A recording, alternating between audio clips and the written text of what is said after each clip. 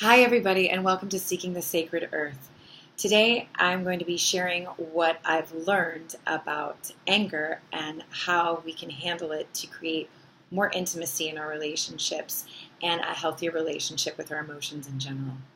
So, anger is a very confusing topic. I think especially for I'm an American. I'm going to say America. We're touted by the other countries as a very angry society, and we have the highest depression rates, I think, of any country in the world. So we already talked about how depression is a suppression of anger that's turned inwards. Anger in is one of the ways we deal with it, or we turn anger out. But anger out often becomes aggression. And aggression is actually not anger. Aggression is when we detach from our anger, because anger ultimately is an aroused state when we feel hurt or wronged and an impetus to do something about it. That in itself is not a negative thing. But when we project it outwards, that's when we can become aggressive. That can lead to violence, passive aggressiveness, sarcasm, which is basically combining anger outwards with shame. So you end up shaming somebody without actually feeling fully your own anger. And there's so many ways that we deflect it, and we really only have two ways of handling it in our culture, which is we turn it in, we become depressed, we turn it outwards, and we're violent and aggressive. And aggression is an abuse of the energy of anger, and it is devoid of compassion. And, the truth is the actual energy of anger is what comes up when we want to protect what is hurt within us, what is weak within us, or what is vulnerable. It's what happens when we look at groups being abused and the weak and young being hurt. It brings this energy up that is often compared to fire. So what I've been taught, anger has been the Christian deadly sins. It's one of the 7 Christian deadly sins, and Buddhism, it's one of the key hindrances, and the New Age culture, it's sort of poo-pooed because it's negative. But I want to make the argument that it isn't. It's only when we turn it into aggression that it becomes something that is negative. What I have been taught and what I'm working with now, because as we're in this sort of Mars retrograde period, we are until August 27th. We have been since the end of June, I believe. We're really forced to look at how we do handle our anger and how our anger hurts other people and how our anger hurts us. So one of the things I was taught is when it comes up, it usually comes up like I said, this fiery energy. So one of the things that we're taught to do in different therapies, if you're doing that kind of thing to work on yourself, is to name the feeling as you feel it, because often things can become combined and it gets confusing. So really getting to know what anger feels like in your body and taking the time, even if you're in a dialogue, to say, hold on, I have to have a moment with where I'm at so I don't hurt you, so I don't put this back on myself, leading to depression, sickness, all sorts of things. You take a moment and you notice where it is in your body. For me, anger, anything else but. I just have had such a hard time with it my whole life. It's the worst of our emotions as humans to deal with. If I could negate it from our roster, I certainly would. I grew up in a household where my father was a rageaholic. There was just no real examples of how to gracefully handle the vulnerability that anger brings up, right? Once again, it's the fire that wants to protect that most vulnerable, perhaps weak or hurt part of you. So what do? Well, we just stay vulnerable.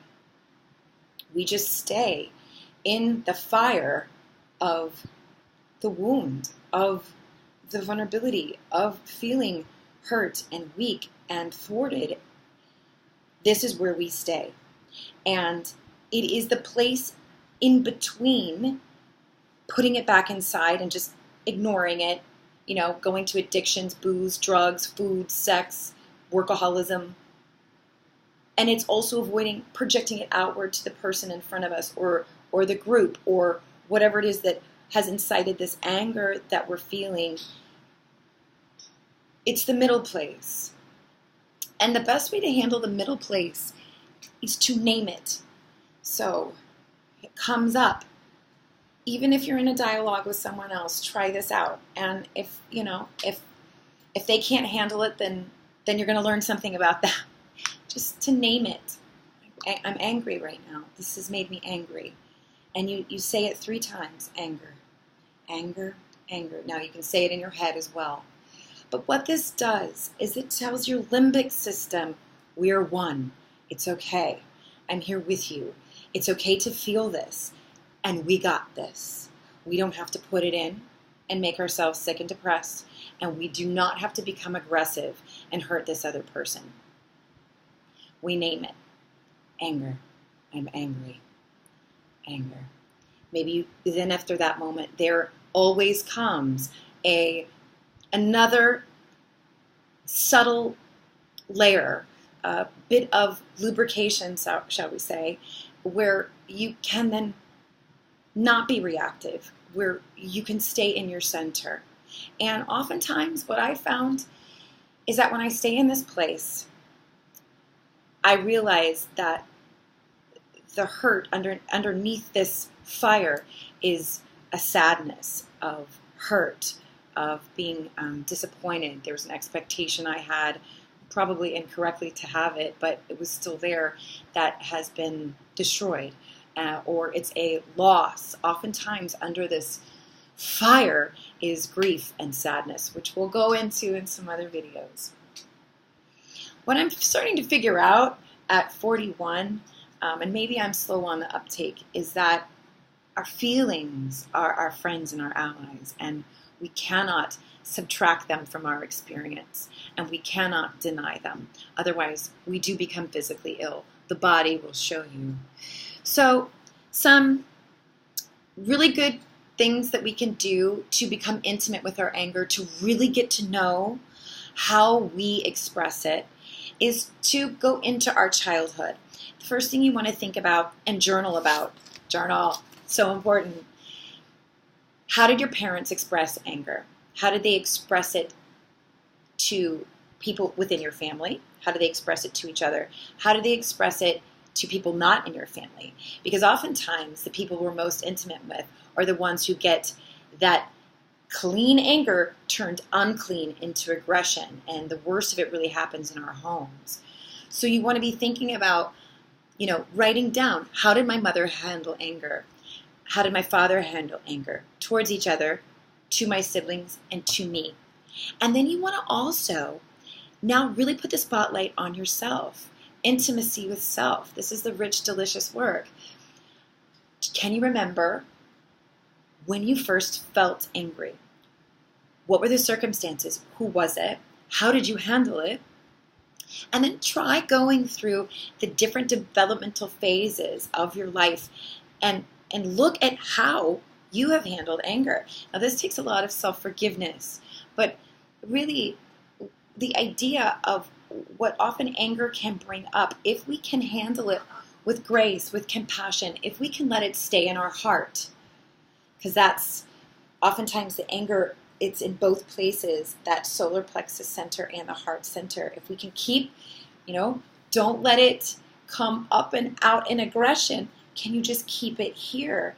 If we keep it here, and if we really think about, the things that have triggered us, and those being our weaknesses, vulnerabilities, all being in that heart center, we can use anger to actually increase the intimacy in our relationships and bring ourselves closer with the people that we love.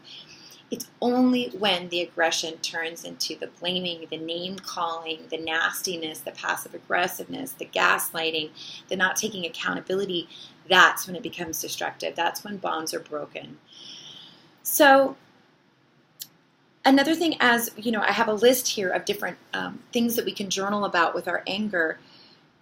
And I think the most important thing, as we've been talking about depression, because we're the most depressed society on the globe, is the question of, I turn my anger back on myself when. And I, through working on this process, have noticed that even doing this work of looking at how I have dealt with my anger, how I have turned my anger into aggression because I didn't want to be hurt, sad, and vulnerable, I have to do a lot of self-forgiveness because I didn't know any better. I didn't know how to hold space for the different energies that we call emotions. So I'm just going to flip through my notes really quick to make sure I haven't missed anything.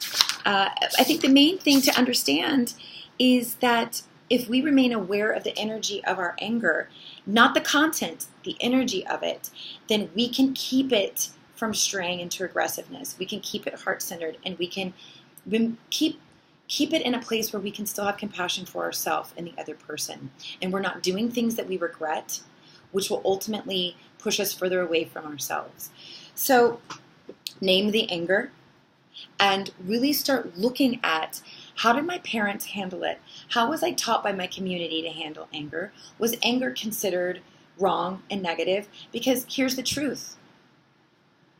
There is no feeling that arises in a human being that is wrong or negative. It can these emotions and feelings can only become negative when we push them outside of ourselves in a way that hurts others.